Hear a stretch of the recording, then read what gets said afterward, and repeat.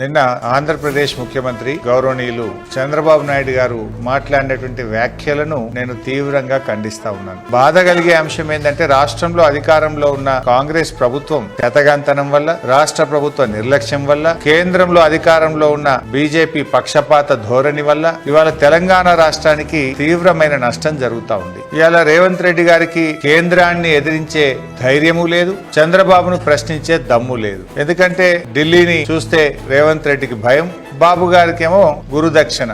దీనివల్ల ఇవాళ రాష్ట్రానికి తీరని అన్యాయం జరుగుతా ఉంది. నిన్న చంద్రబాబు నాయుడు గారు మాట్లాడుతూ నాకు తెలంగాణ ఆంధ్రప్రదేశ్ రెండు కళ్ళ లాంటివి అంటారు. ఆ మాట నిజమైతే బాబు గారు, నాగార్జున సాగర్ ఎడమ కాలువను ఎండబెట్టి సాగర్ కుడి కాలువలో నిండుగా నీళ్లు తీసుకుపోతున్నావు కదా, దీన్ని ఏమంటారు అని నేను అడుగుతా ఉన్నా. ఇవాళ నాగార్జున సాగర్ ఎడమ కాలువకు సరిపోయేంత నీళ్లు లేక ఖమ్మం జిల్లాలో, నల్గొండ జిల్లాలో రైతులు రోడ్లెక్కుతా ఉన్నారు, పంటలు ఎండిపోతా ఉన్నాయి. ఇదేనా రెండు కళ్ళ సిద్ధాంతం? ఇదేనా సమన్యాయం అని నేను అడుగుతా ఉన్నా. నాగార్జున సాగర్, శ్రీశైలం, కృష్ణా నది జలాల్లో ఆంధ్రప్రదేశ్ కు తాత్కాలికంగా కేటాయించిన దాని ప్రకారం 512 టీఎంసీలు రావాలి.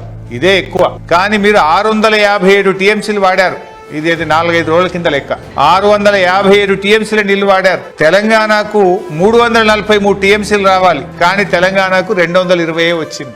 ఢిల్లీలో ఉన్న మీ పలుకుబడిని ఉపయోగించి బీజేపీ ప్రభుత్వంలో భాగస్వామిగా ఉండి మీరిద్దరు కలిసి తెలంగాణ నోరు కొట్టిండ్రు. బీజేపీ బాబు గారు కలిసి తెలంగాణ నోరు కొట్టిండ్రు. మీరు నాగార్జున సాగర్ లో, శ్రీశైలంలో మీరు అక్రమంగా రోజుకు 2 టీఎంసీలు తీసుకుపోయి ఇవాళ తెలంగాణకు సాగునీరు, త్రాగునీరు లేకుండా చేశారు. మీరు రేపు హైదరాబాద్ మంచినీళ్ళకి ఇబ్బంది వచ్చే ప్రమాదం ఉంది.